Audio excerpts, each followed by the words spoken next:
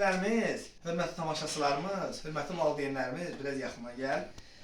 Biz bu günləri yenə də Göygöl rayonunun ən uzaq kəndlərindən biri olan Şəhriyar kəndindəyik.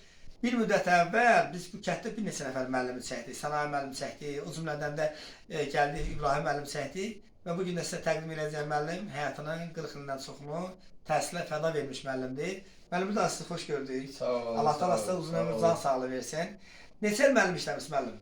37 ildir müəllim işləyirəm. Hansı fənn tədris eləmişsiniz? Gələndən sinif müəllimi. İbtidai sinif müəllimi. İbtidai sinif. Bəli, ulu öndərimiz demişkən, müəllimlik peşəsi ən çətin şərəfli peşədir. Amma müəllimlik peşəsində də ən çətin ixtisas ibtidai sinifdir. Niyə?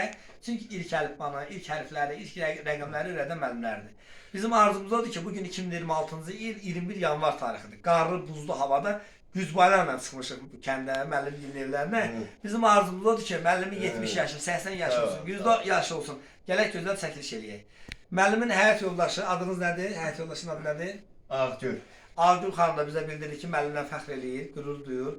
Təhsil sahəsində işlədiyinə görə qürur duyur. Hər zaman onunla fəxr eləyir.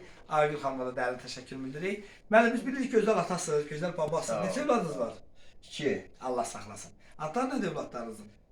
Adları nədir evladlarınızın? Oğlumun adı Musa, qızımın adı da Könül. Könül, çox gözəl.